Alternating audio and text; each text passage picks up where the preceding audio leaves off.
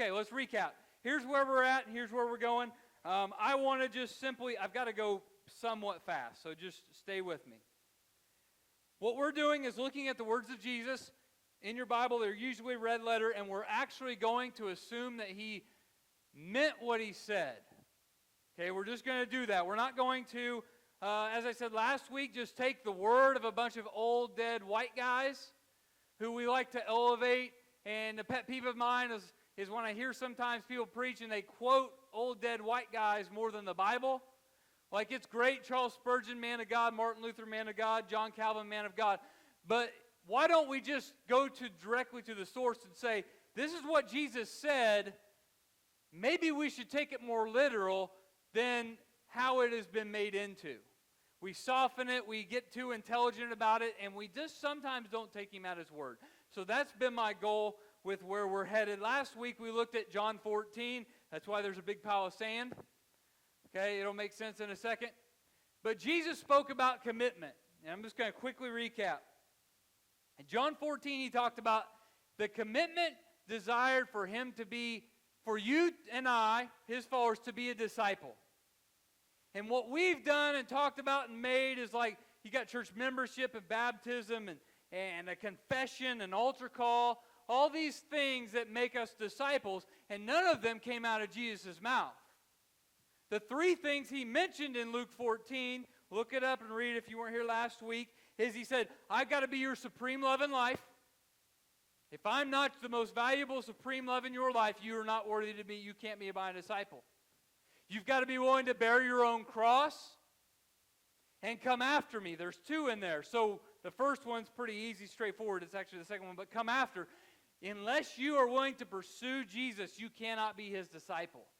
This isn't a one-time, inactive decision you made, but it's a pursuit of God for the rest of your life. That is the commitment Jesus is asking straightforward out of your life. The second one in the middle there is bear your own cross, which I love. Because bearing your own cross is just saying losing your life to gain it. He says that in Matthew.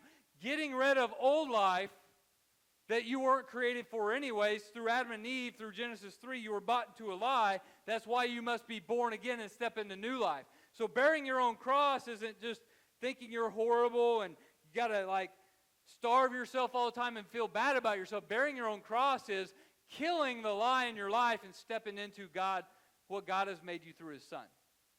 That is the commitment.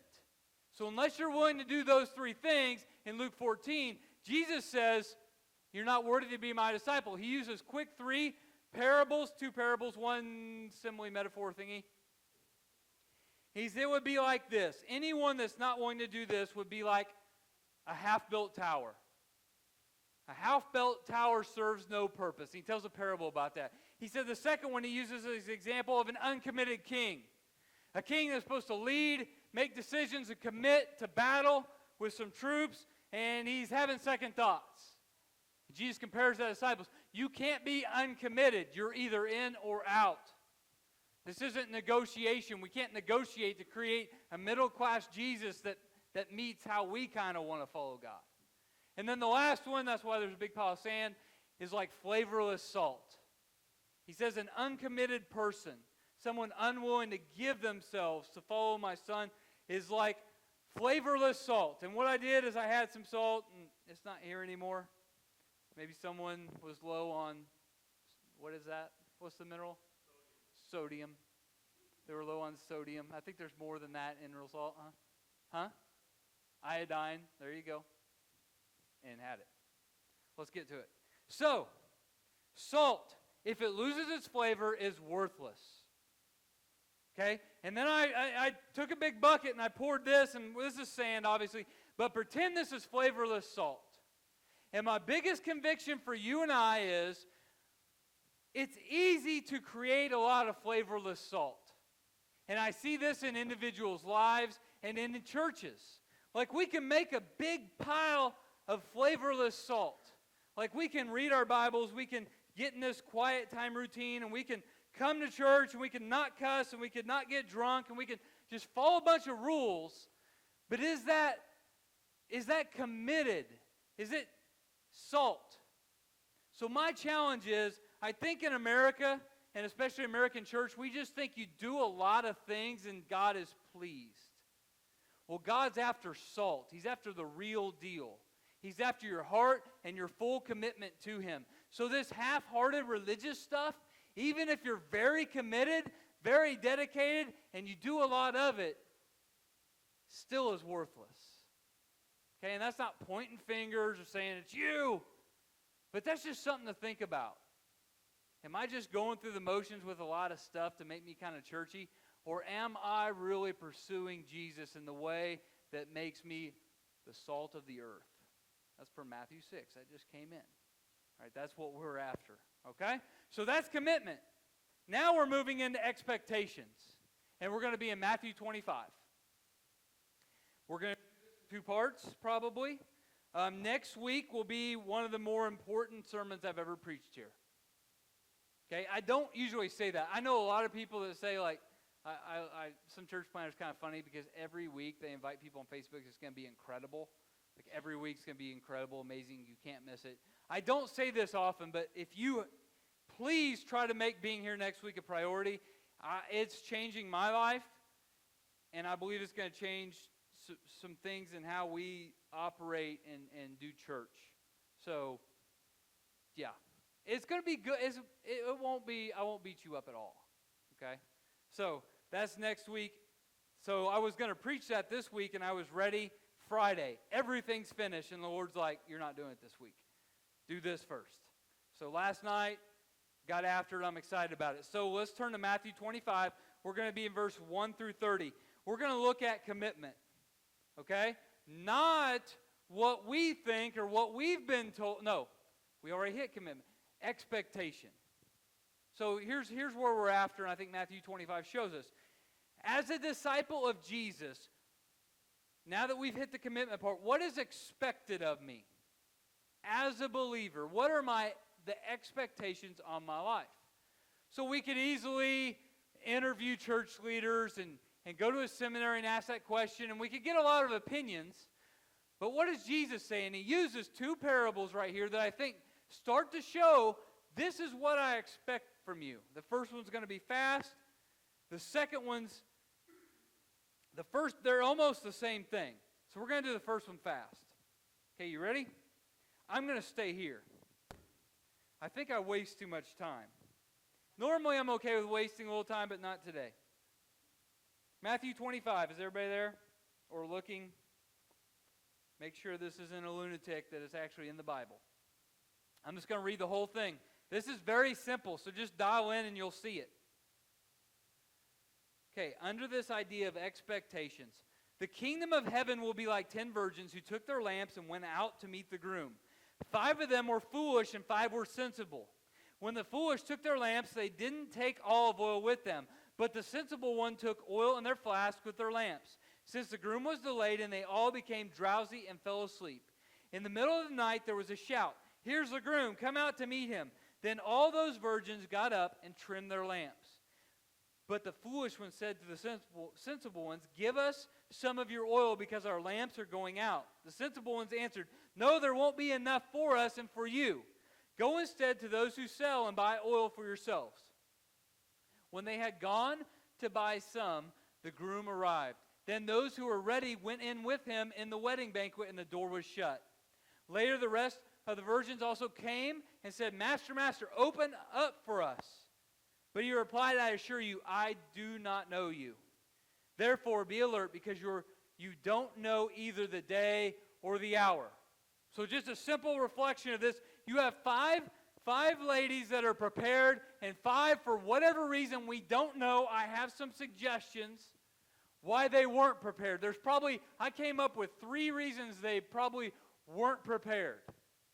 And they were expectantly ready to be used and be a part of this thing. And the unfortunate thing is the master came when they weren't expecting it. And they, at the last minute, tried to get ready, be prepared, but it was too late. And this speaks volumes to me. Okay, so here's, I call it the tragedy of a wasted life, just this first part. And there's 3 things possible involved with these ladies and why they weren't ready. The first one was they were just not ready, and I'm going to call that lazy. They just never really took the effort to get around to it. Okay? Second option as to why they weren't. Not now. I'm going to do that. I'm going to get ready later. We call that procrastination. Okay? And then the third one, not important. Okay? And there may be more reasons, but these are the ones I could come up with. So that's a matter of priority. Like they may have had other things that they thought were more important or needed more attention than to be prepared for when the bridegroom would come back. And I think in our lives, this is the expectation Jesus has. I'm coming back someday. And as I said before, I could even use this. In Philippians, we talked about Paul and how he was eagerly waiting, actively waiting. And that doesn't mean you sit around until Jesus comes back and you go to heaven, but you're preparing. You are ready. You are, what we'll see in a second with the parable of talents, you're going to stand before him and say, here's what I did. And he's going to say, well done, good and faithful servant. That's the active. That's being prepared. And here in this story, we see, for whatever reason, that people weren't prepared.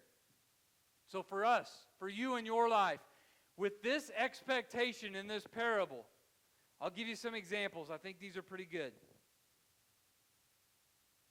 Don't waste your life putting off what God has prepared for you. So here's what we hear. I'm too busy. My stage of life, I'm not ready. Give you two quick examples. I'll start making disciples later. At some point, and there's a reason, like, till I got to get smarter, get more experience, or just life's chaos. I'll do that later. Are you following me with this? And here's the second one. I'll start using my gifting after. Like, I'll really step into what God's called me to do when the kids are out of the house. Or that debt's paid off. Or I don't have, and when I get that promotion, or I'm not in that job, when I retire, then I'll start stepping into what God has called me to do with my life. And this type of talk is the parable of the 10 virgins being played out in your life. So just my earnest plea to myself and you is, do not let that be you. Do not be so foolish. That's what we see here. The difference between the two is one was wise, one was foolish. Don't be so foolish to think we can put off God's call in our life now that he has made us new through the blood of Jesus. Are we good on that? Does that feel good? I feel like that came out all right. So now we're going to get after it, okay? Second one's similar, but I think maybe there's more to the story that really can help us. So somebody raise your hand in the middle of it if I get over here, and I'll get back. Let's go to 14. So I would say this, the theme of this, and what you're going to see, this story, just to recap so you can keep this in mind, the spiritual purpose behind this is investing with our lives, giving back to God what he has already given to us.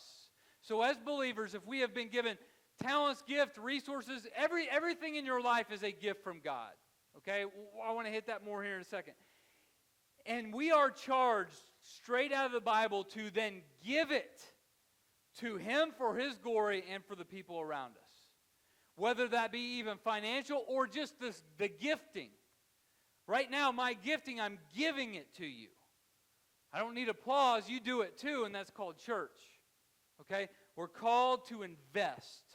With the gifts, talents we've been given, we must put it to work. That's what an investment is, and you'll see here in the story. 14. I can do this. For it is just like a man going on a journey. He called his own slaves and turned over his possessions to them. You can't miss this. He gave his possessions to them. Okay? So that's a big part of the story. And for us spiritually, this isn't like, well, I got to go.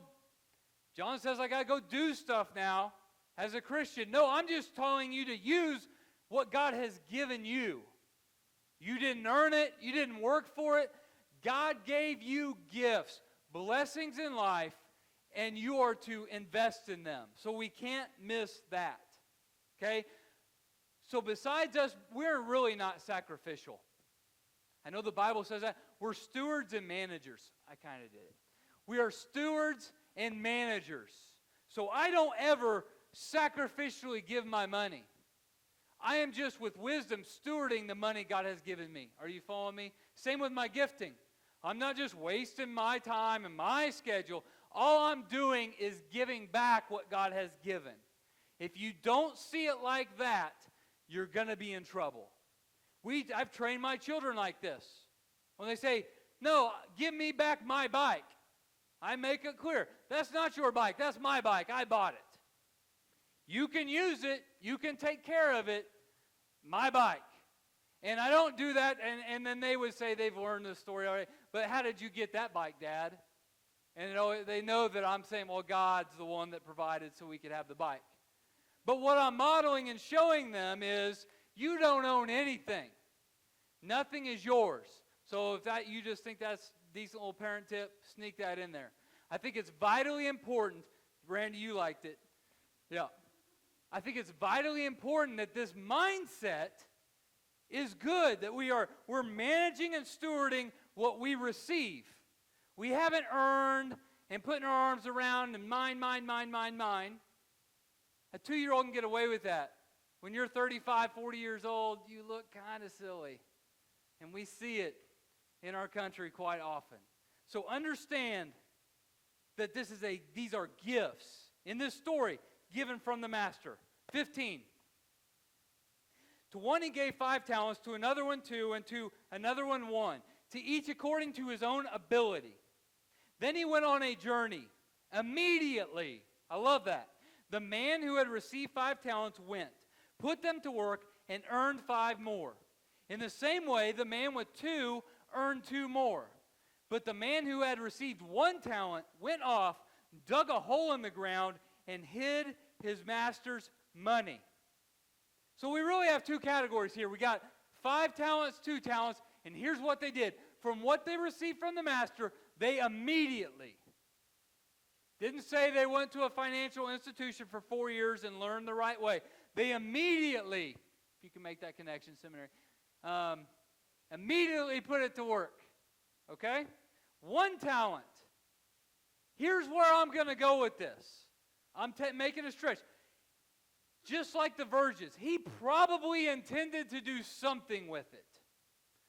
I mean, I have to believe that. Here in the story, we realize he didn't. I don't want to give it away. But he probably intended to. And here's the thing that you have to hear. This will blow your mind.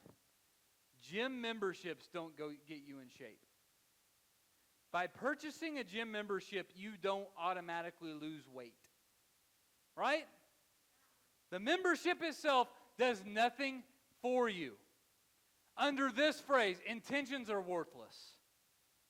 They really are. I mean, they're not that's, I'm not saying you're lying or you don't have an evil. You may have good intentions, but until your intentions actually do something, they don't really do anything.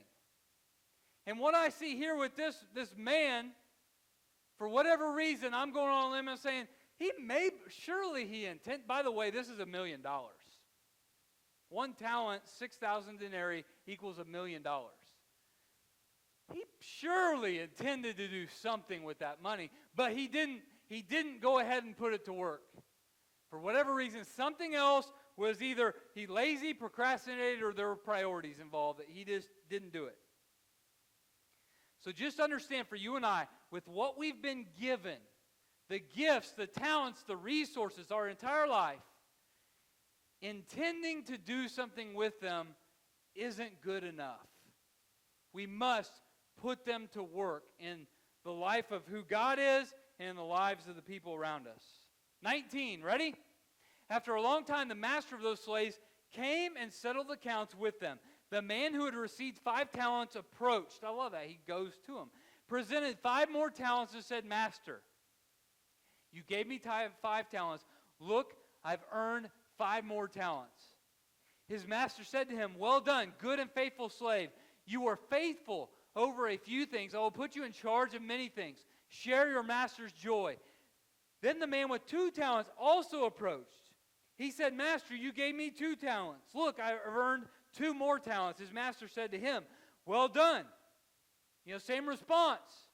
Well done, good and faithful slave. You were faithful over a few things. I will put you in charge of many things. Share your master's joy. So what stood out to me last night for the first time ever was this. It was the word faithful. It said 4 times in this passage. He didn't say, good and fruitful slave. You doubled your amount. It's not what he said. He didn't say, man, you worked really hard. He simply said this, you were faithful to what I gave you. So he wasn't pointing to the result, he was pointing to the faithfulness. And we've got to see that. It wasn't about being productive, but being faithful. What I love about faithfulness, I think, is it's pretty simple. I don't have to worry about the fruit this produces. I really don't. I think that's the weight of some pastors and why they only last 3 or 4 years, is because they're worried about the results. They're focused on the results rather than just being faithful. And for you and I, if we're just faithful with our finances, if we're just faithful with God, what God has called us to do, that's all He's requiring is our faithfulness. He's not requiring results. That's the Spirit of God who works that. We're just to be faithful. What I love in the story, and I think it's on purpose, obviously, the 2 men that were faithful had different amounts. Okay? And they were still just as committed. The guy with 2 talents wasn't like, well, he got more than me. He gets to preach. I got to serve. Like, are you hearing that? Like, oh, this guy's rich. Of course he can give a lot of his money. Well, I don't have as much money. Should I still be generous? No, they had lesser, different amounts, but they still were faithful what God had provided and given for them. I think we've got to see this. A big part of this, stop comparing yourself. I am not the poster boy of Christianity. Trust me. Okay? Don't think you've got to look, talk, act like me in order to be faithful. That's ridiculous. And I could name, you don't have to be like Dale, you don't have to be like Joe, you don't have to be like Ed. There's so many people, we could look at their giftings and what they're doing and say, okay, for me to be faithful, I've got to do that. No, you do what God has called you to do. Using what you have been given. Use your life. All right, so check this out. The best part of this, though, is this, come share your master's joy. That's the greatest reward in this. When he says share your master's joy, he's talking about something true, eternal joy, something we're all after. Everything in your life is probably driven by satisfaction and joy. I believe God created you that way. And I don't think we take joy serious enough, like in a greedy way, but not sinful greedy. The problem, I think, in our lives and the way we don't invest in the kingdom is it's not that we're dissatisfied, I think we're satisfied too easily. Like we can get so satisfied in life with just earthly things when all the while the joy of the Master, eternal, everlasting joy calls out for us to be satisfied now and forever, and we're still hanging on to the temporary happiness. So I maybe buried my talents in truly what God has called me to do, and I'm just going to go do what I want to do. And I chase, unfortunately, I get temporary happiness. This is my life. God had probably called me from a very young age to lead. Instead, I didn't take church serious, and instead I was more worried about winning football games with teenage boys. Like that was my ultimate sense of, I thought, joy, happiness in my life. And I went after the wrong stuff, and all the while I could have been sitting in, receiving joy from the Father, using my gifts, talents, resources for the kingdom of God, and not some game no one's going to remember 40 days from now. No one's going to care. But this is eternal. All right? So let's go on with this story. Verse 24, then the man who had received 1 talent also approached and said, Master, I know you. You're a difficult man, reaping where you haven't sown and gathering where you haven't scattered seed. So I was afraid and went off and hid your talent in the ground. Look, You have what is yours. So again, something I never seen because I just thought this guy was lazy. He calls him lazy later. I think there's something to that. He was afraid. And God's after our faithfulness. You know what faithfulness is? Is putting your faith into action. And I think probably after last night, I thought doubt was the opposite of faith. But after thinking about that more, that's wrong. Because most people I know that actually have legitimate doubts are pursuing, are doing something with that. I mean, right, the disciples, there's even a guy named Doubting Thomas, and he's still a disciple. Jesus doesn't say, depart from me, I don't know you. He says, feel my hands, you're pursuing. I think we're too hard on the guy. You're pursuing me, you really earnestly are seeking this? Check it out, I'm really him, the Messiah, raised from the dead, my Lord and my God, and he falls down and worships him. I love doubt. That's better than being complacent or apathetic. Doubt at least says, hey, I'm not sure, I'm not John the Baptist. Same thing, he's struggling, he wants to know for sure, he's pursuing God. So doubt is not the opposite of faith. The opposite of faith is fear. Because faith in life moves you forward. Faith in life, it causes faithful servants immediately put their gifts and talents, what God has given them, to use. But the one who was afraid did nothing. Faith moves forward, fear paralyzes. And this is what I see here. So here's what happens though. The best cover up for fear is excuses and justification. And this is what you see in this story. The guy was afraid, so look at what he said. Master, I know you. You're a difficult man, reaping where you haven't sown and gathering where you haven't scattered seed. So he's just trying to justify why he didn't do something when he was sitting in fear. And in our lives, I see this. I've seen it in mine. When I have been fearful to move forward in what God has called me to do, I just don't flat out come out and just say, hey, I'm too afraid. I'm fearful. I don't trust God. I'm living the opposite of faith. I say, you know, really right now in my life, I need to do this. Or, you know, well, because of what we're doing and, you know, all this stuff, and I need to get this organized and this done before I can really commit to that. And we just take our fear of stepping forward in faith and we cover it up with excuses and justification. Just like this guy. So look how he responds, verse 26. But his master replied to him, you evil, lazy slave. If you knew that I reap where I haven't sown and gather where I haven't scattered. I love it. He's calling him out. He's trying to give an excuse. He calls him out. Then you should have deposited my money with the bankers, and when I return, I would have received my money back with interest. So I believe, again, he probably intended to do something. He ended up not, just like the virgins waited too long for whatever reason. I think the main reason we see here is fear. And then he's faced with the master. And we have this accusation. But here's what I found interesting. This slave really wasn't lazy. Jesus says he's lazy. We're like, okay, John, you're going to do some work here. He really wasn't lazy. If I gave you $1 million and told you to go bury it, is that being lazy? You probably got to work pretty hard to bury $1 million. Okay, so this guy took one talent, 6,000 denarii. I mean, it's a pretty good lump sum of stuff. So it's not that he's a lazy person. He was working hard in all the wrong areas.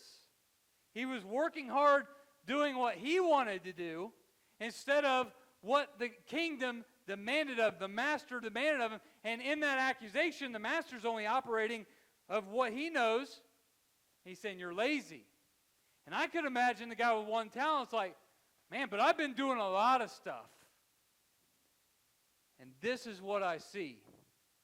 We work so hard being busy and doing things. And all the while, if the master would come and speak to us, he'd be like, you're lazy. You haven't been doing what I asked you to do. And you did America good. You were busy, you sweat, you worked hard. But what did you do with what I gave you? Doesn't matter what you did over here. Again, I'm preaching to myself. My specifically, my former life, and I will just say, use this sentence, and I wanted to come in.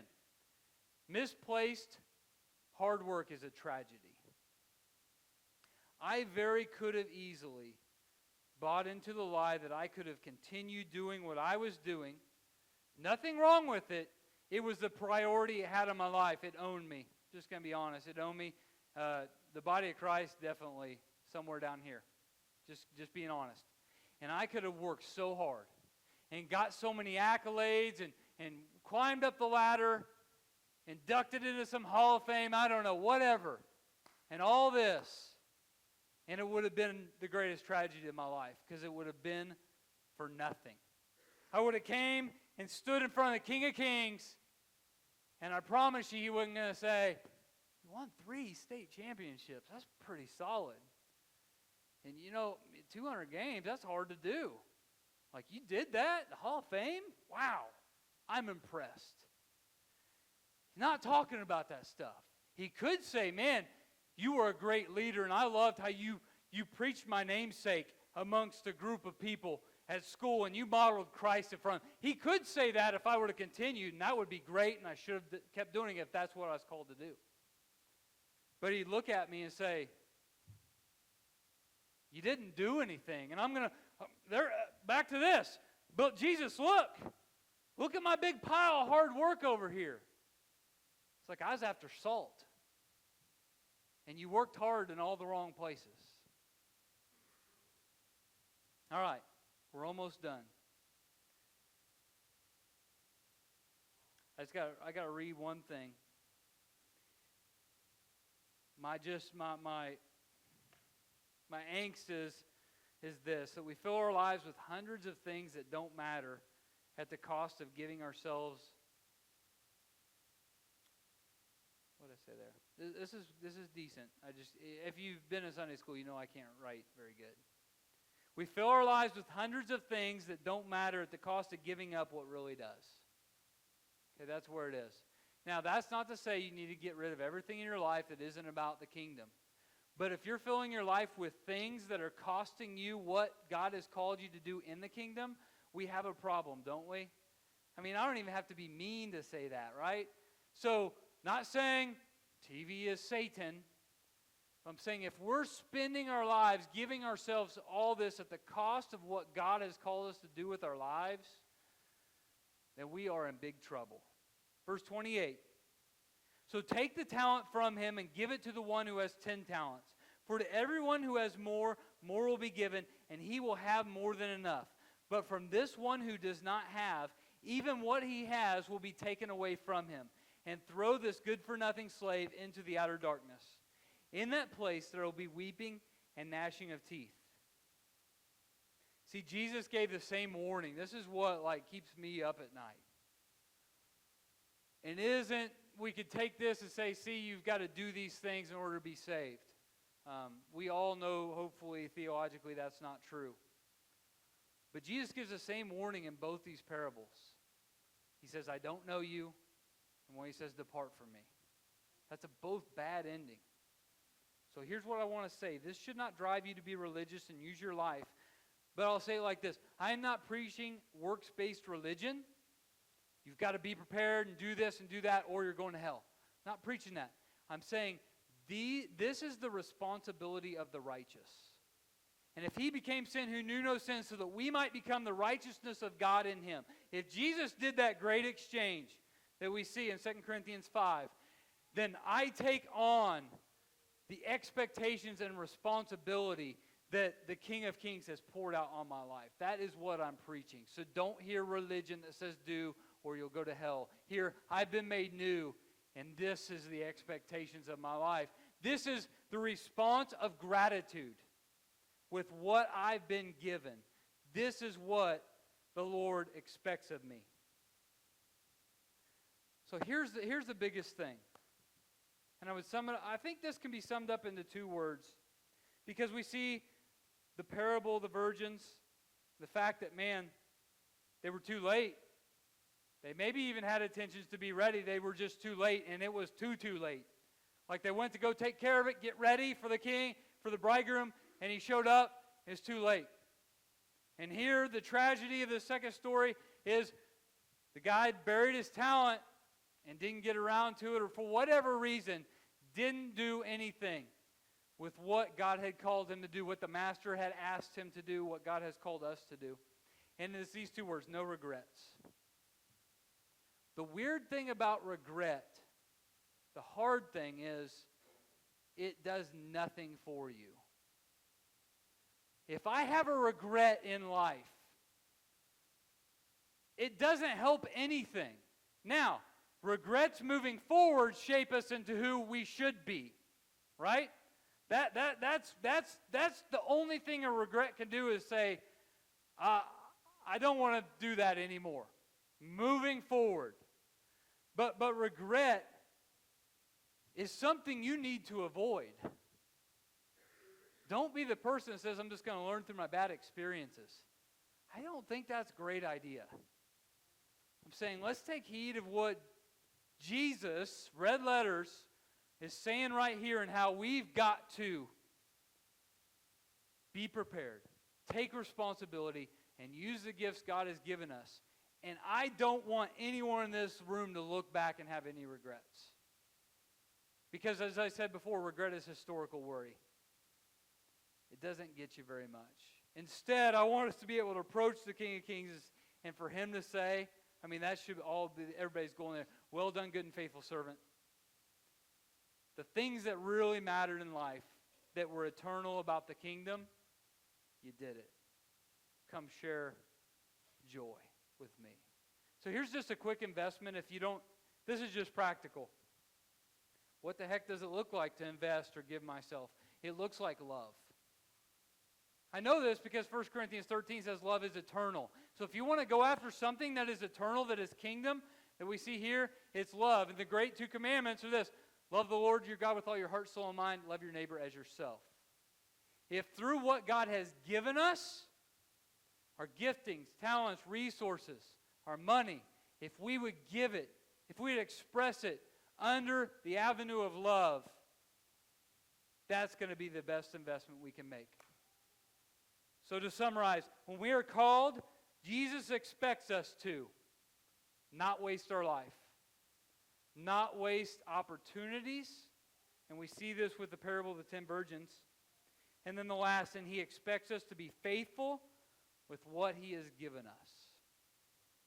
I play no part in giving an account for what you do. You play no part in giving an account for what I do in this life. But we will stand before Him. And this isn't to drive fear into you, but this is just literal, like I'm just telling you what's going to happen. We will stand before the Master, and He's going to ask us what we did. Let's take heed to the Son of God's words. And here's the greatest part. This isn't about your guilt. I'm for your joy today. Like I'm after, my goal here in preaching this so passionately is your joys at stake. That's it. So if you're not interested in eternal, everlasting joy, then this wasn't for you. But some of you who are dissatisfied and bored and tired and have no purpose in life, the gospel cries out, gifts have came down from the King of Kings. The Spirit is active in your life to step into purpose. To stop putting your head at the pillow at the end of the night and just not really having a reason for living. Right here is one. God has given us great gifts. He's given us great opportunities. Let's not be foolish. Put them to waste, put them off, or bury them in the ground. Let's pray.